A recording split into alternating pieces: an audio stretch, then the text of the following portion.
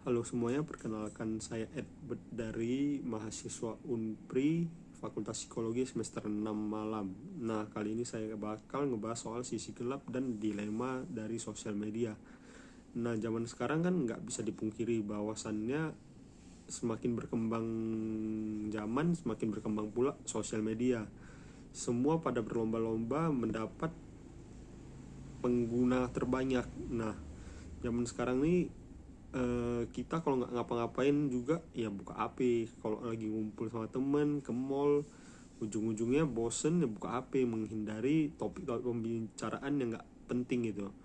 Nah, sampai sekarang bangun tidur juga langsung cari HP, nengok jam. Kalau dulu kan beda, dulu kan kalau mata melek nengoknya ke dinding, nengok jam dinding itu.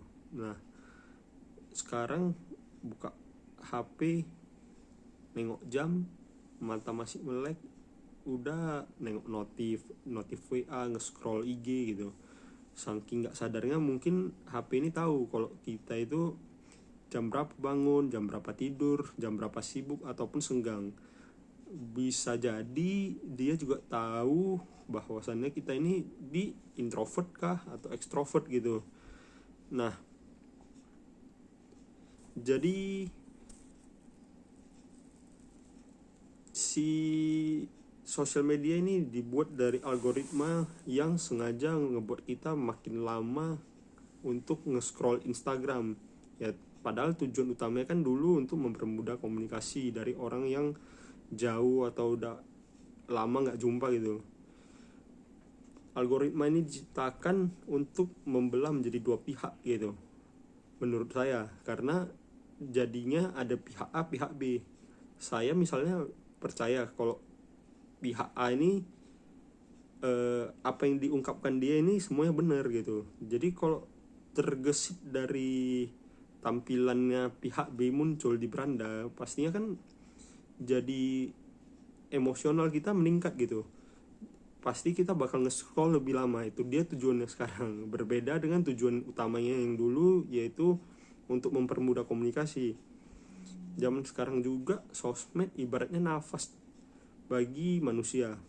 Ya, kalau manusia nggak bernafas mati, zaman sekarang nggak nge-scroll sosmed itu rasanya gelisah aja, hampir-hampir mirip kan. Jadi sosmed juga dianggap sebagai kendaraan atau wadah untuk mengoptimalkan kecanduan pada manusia. Tujuan utama dari sosmed ini ada tiga. Yang pertama, mendorong pengguna untuk scrolling terus-menerus setiap harinya.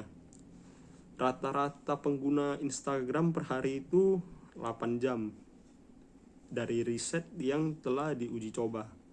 Yang kedua, mendapat pengguna baru. Seperti yang saya bilang di awal, para platform ini sekarang berlomba-lomba mencari pengguna baru terbanyak gitu.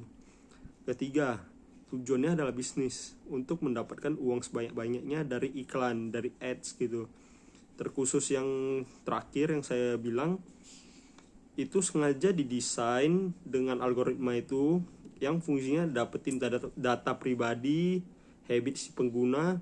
Jadi kalau misalnya nanti nih kita nge-scroll IG misalnya, muncul ads, dan kita misalnya klik, nanti selanjutnya bakal terus-menerus keluar yang seperti itu. Nanti juga kalau misalnya kita nge-scroll sesuatu atau ngecari sesuatu kan, nanti selanjutnya di explore itu bakal itu juga yang muncul gitu. Misalnya gue nyari brownies Medan, nanti selanjutnya iklannya bakal brownies Medan, terus di explore brownies semua atau orang bikin brownies gitu.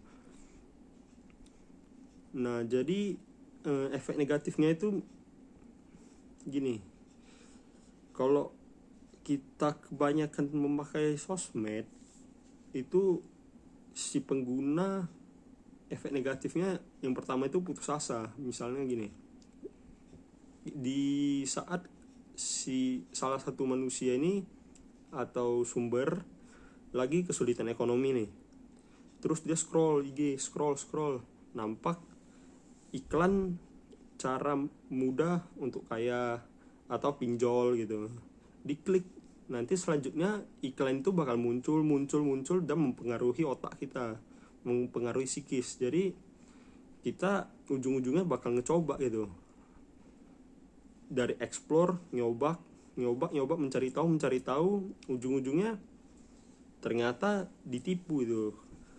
Kan ngehancurin mental dan psikis kita.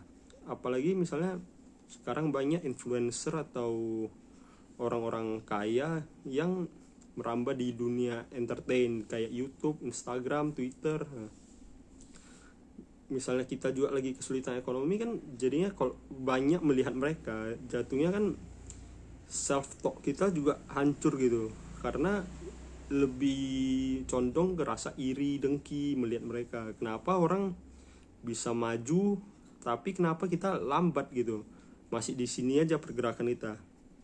Kalau menurut saya sosmed itu bergantung pada manusianya sih. Kalau memang sumbernya bagus, dipakai bagus, outputnya juga bakal bagus. Kalau misalnya kayak kejadian sebelumnya, ya ujung-ujungnya ngehancurin mental sendiri. Efek lain dari gelapnya dunia sosmed itu ya gini, ada satu yang disebut dengan FOMO, fear of missing out. Nah, kalau menurut ahli yang saya cari dan udah saya rangkum gini nih, menurut mereka FOMO itu merupakan rasa takut atau rasa gimana ya, nggak mau ketinggalan dengan info terbaru dari orang sekitar, orang lain. Maunya kita selangkah lebih maju, terus nggak mau ketinggalan gitu, mau info lebih maju, pokoknya satu langkah lah ke depan gitu. Nah akibatnya kalau misalnya negatif ya bakal ngancurin mental juga. Cuma ada rasa dengki, iri ngelihat orang yang lebih maju dari kita. Apalagi lihat sekeliling kita, misalnya ada temen yang udah lebih maju tapi kita lambat, ujung-ujungnya kan stres, depresi, ketakutan. Kalau kata orang sekarang sih mental breakdance ya kan. Jadi udah gak seirama antara hati dan pikiran. Sebelum saya menutup topik ini, mungkin saya bakal kasih satu tips biar gak secandu memakai sosmed. Nah, boleh dicoba yang namanya detox sosmed. Coba aja uninstall semua aplikasi sosmed, baik itu IG, TikTok, Twitter atau sejenis lainnya. Coba aja gini, nggak usah lama, 3 hari doang. Kita uji coba, kita detox penggunaan sosmed. Nah, dulu sempet deh ngikut retreatnya itu agak di mana ya, di pedesaan gitu. Jadi kita kan nggak ada sinyal, otomatis kan kurang memakai HP, kurang lihat sosmed. Hari pertama memang rasanya berat, rasanya kayak ada yang hilang ya. Disitulah baru saya sadar kalau memang saya udah di tahap si FOMO ini. Tapi di hari kedua ketiga mulai terbiasa, kita isi dan kegiatan positif, meditasi. Nah nanti di hari ketiga atau mungkin niatnya sampai ke 1 minggu, rasanya itu lebih enak gitu, lebih plong, karena emosi kita cenderung lebih stabil, psikis, mental, fisik, dan cara pandang kita, perspektif kita udah beda gitu dari sebelumnya. Mungkin bisa dibilang ini langkah bagus untuk menghindari sosmed dalam jangka waktu beberapa saat. Karena kan apalagi kalau misalnya depresi, mungkin boleh dicoba seperti ini, karena kan bagus lah dibilang. Karena kalau dengan kegiatan positif gitu ya otomatis mental psikis kita kan kena refresh gitu. Nah, mungkin segitu aja yang bisa sampaikan pada tugas topik mata kuliah TIK, Teknik Informasi dan Komunikasi kali ini. Sekian, terima kasih.